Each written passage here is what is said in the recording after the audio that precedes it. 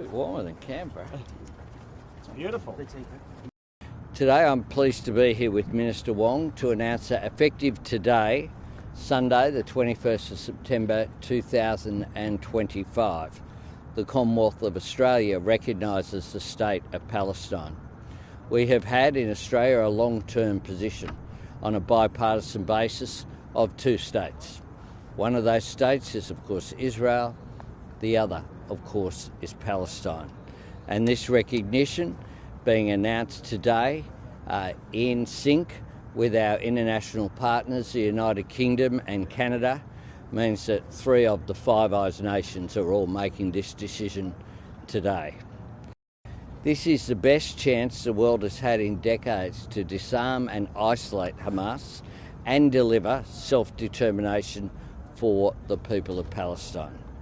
This is a moment of opportunity for nations of goodwill to work together, to see the hostages taken in the atrocities of October 7, 2023 returned immediately and with dignity, to bring about an immediate ceasefire and to bring an end to the humanitarian catastrophe which is being inflicted on Gaza. Australians want the killing to stop. Australians also, of course, don't want conflict to be brought to Australia. And Australians want the people of Palestine and the people of Israel to know a future of greater hope, true security and real peace. Today we advance that cause. Tomorrow we continue that work. And tomorrow afternoon's conference being convened by Saudi Arabia and France will be the next step following the recognition which our 3 states are announcing today. This will be an ongoing process. For now, what we will do is ensure that Australian government communications are updated to reflect this formal recognition. Official documents, public-facing websites, government systems, policies and operating procedures will refer to the state of Palestine or Palestine rather than the OPTs. Further steps will follow, such as establishing embassies to follow progress on reforms committed to by the Palestinian Authority. This gives effect to the commitment the Prime Minister and I made when we flagged announcement of this recognition. What we expect is reform in areas of education, governance, disarmament, democratic elections, and of course to ensure the exclusion of Hamas. There can be no role for Hamas. We are seeing the Israeli government continue to provide support for illegal settlements and an expansion in the West Bank. We're seeing a catastrophic humanitarian crisis unfold in Gaza. The idea that Israel is just sitting back waiting to negotiate is not what is happening here. This is about the world saying enough is enough. We want peace and security in the Middle East. This is Australia playing a role here. And so today, to revive the hope of peace and a 2-state solution, I state clearly, as Prime Minister of this great country, that the United Kingdom formally recognises the state of Palestine. We recognised the state of Israel more than 75 years ago as a homeland for the Jewish people. Today, we join over 150 countries who recognise a Palestinian state also. A pledge to the Palestinian and Israeli people that there can be a better future. In the face of the growing horror in the Middle East, we are acting to keep alive the possibility of peace and a 2-state solution. That means a safe and secure Israel alongside a viable Palestinian state. At the moment, we have neither. Almost 2 years after the barbaric attacks of October the 7th, hostages are still held by the terrorists of Hamas. Recent images show the hostages suffering and emaciated. Hamas even refuse to release all the bodies of the dead. I have met British families of the hostages. I see the torture that they endure each and every day, pain that strikes deep in people's hearts across Israel and here in the United Kingdom.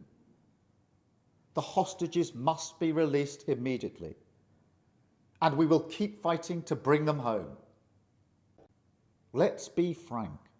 Hamas is a brutal terror organisation. Our call for a genuine two-state solution is the exact opposite of their hateful vision.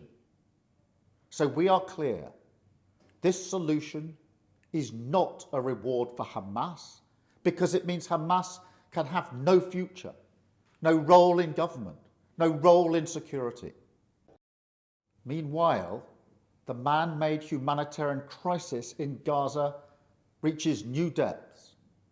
The Israeli government's relentless and increasing bombardment of Gaza, the offensive of recent weeks, the starvation and devastation are utterly intolerable. Tens of thousands have been killed, including thousands as they tried to collect food and water. This death and destruction horrifies all of us. It must end. With the actions of Hamas, the Israeli government escalating the conflict, and settlement building being accelerated in the West Bank, the hope of a two-state solution is fading. But we cannot let that light go out. That is why we are building consensus with leaders in the region and beyond around our framework for peace. This is a practical plan to bring people together behind a common vision and a series of steps, including the reform of the Palestinian Authority, that takes us from a ceasefire in Gaza to negotiations on a two-state solution. Écoutez, je voulais faire cette petite réaction parce que j'ai reçu depuis d'ailleurs des jours, des semaines, beaucoup de remarques, d'interpellations de votre part, parfois beaucoup de colère, de tristesse, quelquefois. I absolutely have not forgotten the pain, the suffering, the distress of all the families of the victims of Gaza and those who are living today under bombardment, without access to humanitarian aid. And ultimately, all lives are equal, and behind that, we have stolen lives, lives taken away, people who are suffering. What France wants is an immediate ceasefire. What France wants is for the 48 hostages to be released without delay. What France wants is the return of humanitarian aid to Gaza. What France wants is a possible tomorrow in Gaza, with Hamas dismantled and removed from power. What France wants is a reinvented, renewed Palestinian Authority, school curricula that will not teach hatred, and the conditions that will allow peace at the heart of this Palestinian Authority. What France wants are two states living in peace side by side, a state of Israel that recognizes a state of Palestine, a state of Palestine that recognizes a state of Israel, a state of Palestine that will be demilitarized and that will live in peace alongside Israel. This is what we will achieve on September 22nd in New York. Palestine qui reconnaît un État d'Israël, un État de Palestine qui sera démilitarisé et qui vivra en paix aux côtés d'Israël. C'est cela ce que nous allons faire le 22 septembre à New York. Cette reconnaissance, c'est le début d'un chemin. C'est un parcours avec toutes ces conditions, ces exigences pour les parties prenantes. Et au fond, c'est un parcours, un chemin pour la paix, pour sauver des vies et pour essayer ensemble d'être à la hauteur de ce que nous nous devons, la dignité humaine. Merci beaucoup. Hoje, dia 21 de setembro de 2025, o Estado português reconhece oficialmente o Estado da Palestina. Reafirma, nesta ocasião, o direito do Estado de Israel à existência e as suas efetivas. A declaração de reconhecimento não apaga, todavia, a catástrofe humanitária em curso na faixa de Gaza. O governo português tem repetida e insistentemente condenado as restrições à entrada de ajuda humanitária, a situação de fome gerada, a deslocação forçada de populações na faixa de Gaza. Daí que Portugal tenha participado ativamente na preparação dos Estados ocidentais que ao longo do tempo partilharam posições nesta matéria.